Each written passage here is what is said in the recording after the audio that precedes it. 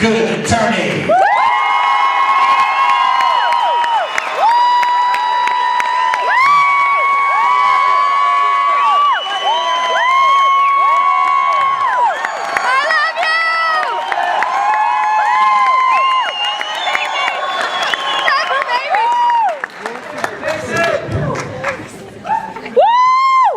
Hey.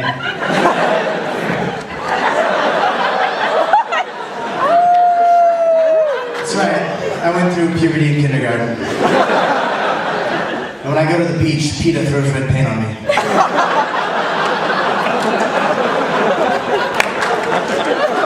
Quite the mess. So I've lived in Kansas my entire life. I love it. Gotta love it, you know. And I now consider myself a Native American.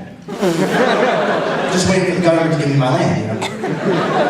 But living in Kansas, I've had quite a few jobs. I worked at a rock quarry. I was bagging rock. Very, very strenuous. Loved it. Not.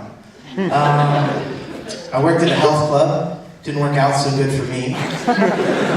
But I probably saw more naked men than Elton John. Just because I was a towel boy.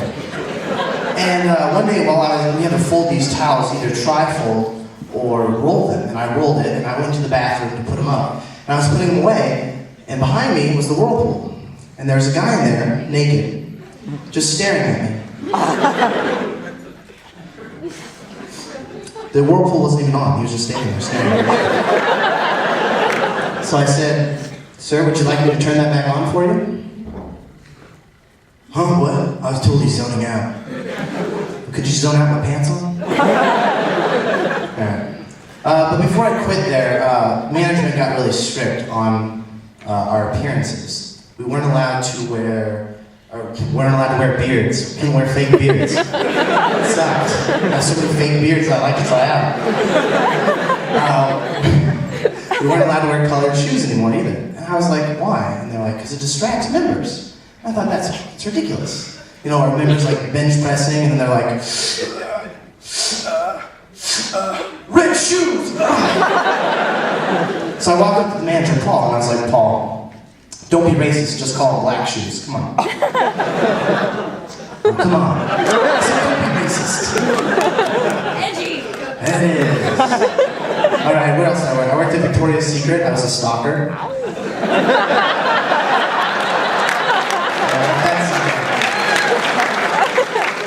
It's shocking that for males that work at Victoria's Secret, because girls come in there and they automatically assume that we're gay. When they should assume that we're single, attractive, went through puberty in kindergarten, and we get 30% off of all bras and panties. But one day I was folding some panties at the panty bar. Panties. And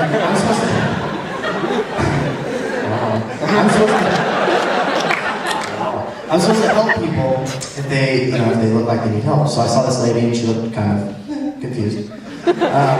Sure, she was blonde. So I'm like, okay, here's my shot. "Excuse me, ma'am, but can I help you find anything today?"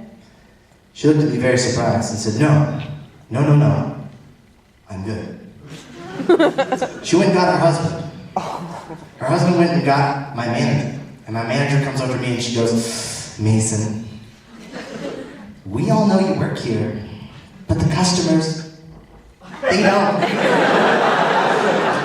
Next time, introduce yourself as someone who works here." I was like, "Oh, duh." She thought I was just some creeper. She thought I was a stalker. So a few minutes later, there's someone else, the panty bar. And I was like, okay, this is my shot. Here goes. "Excuse me, ma'am, but can I help you find anything today?" I made 12 cents.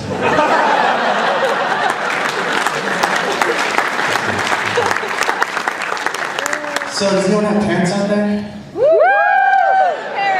Awesome. I ask that question sometimes and people are silent. It's like, oh, sorry, I didn't realize I was performing to an audience of orphans. But I love my dad. But my dad, he's got some crazy stories that he's told me, like, to give advice, but it's not that good because it doesn't explain anything. Like, Mason, if you fall off scaffolding and hit your hand, and you look at your hand and your finger's gone, don't look on the ground for it because it's most likely on the back of your hand.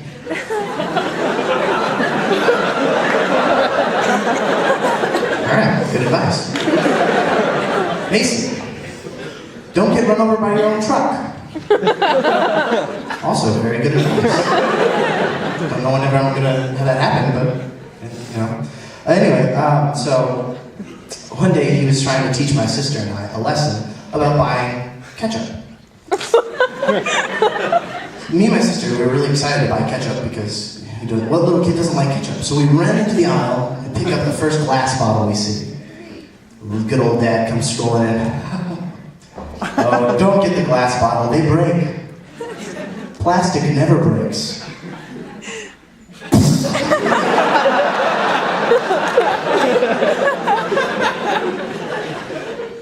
I got one! That leads me to my next point. When parents say anything in a raised voice, children automatically think that it's something bad. My dad loves watching football, but football sucks in Kansas City. Anyway, so he would always yell, "God bless America." God bless America! Gannon dropped it. Yeah, just Rich Gannon. I took it back there. So for the longest time, I thought that God bless America was something bad, and you weren't supposed to say it. So my friends would be like, "God bless America." I'm like, no.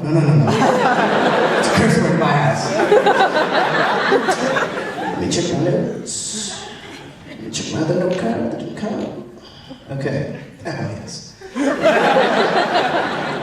Ready for this? Yes. Girls are fun, but they're stupid. One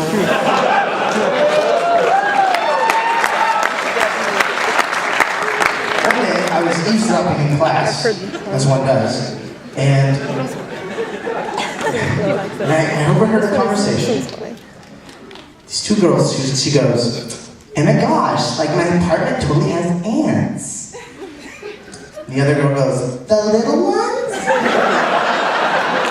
No, the dog-sized ones. The ones that come into cities and tear them down and Godzilla comes and attacks. That leads to my next point. Dating. I didn't start dating until I was a senior in high school. And I really should have broken up with her before she broke up with me. Because, I didn't. Because I was in love, I was young, I was stupid. She didn't like holding hands. She didn't like hugging or kissing. So all we did was sit on the couch and watch movies. But again, I was young and stupid, and I thought I was in love. And, but anyway, I remember one time we were driving around, and I wanted to throw my lady a compliment, because I like throwing compliments at my ladies. If they catch them, good for them. Anyway, so I look at her and I say, "Sweetie, there are many fish in the sea, and I caught a whale."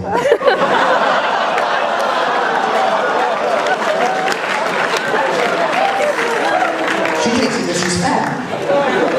So I tried to dig myself out of the hole that I had just dug and explain this. I then said, if a fisherman were to catch a whale, he could feed his village for an entire month. Not only is she fat, but she could feed a village for a whole month. Alright, it's about that time. Gosh, it gets bigger. That's what she said.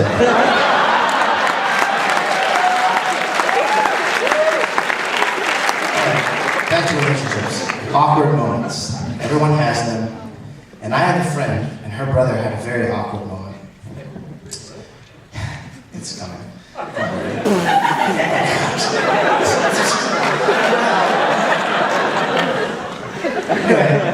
Anyway, he got married, just got married, it was his wedding night.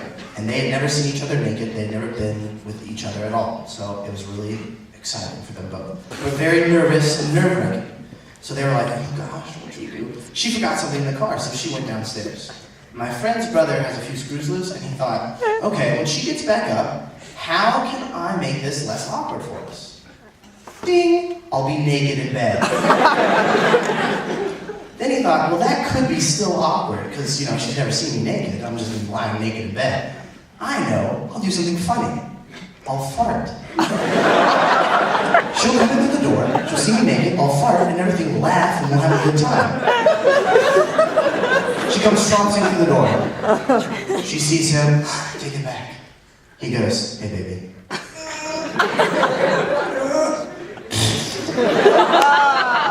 pooped all over her.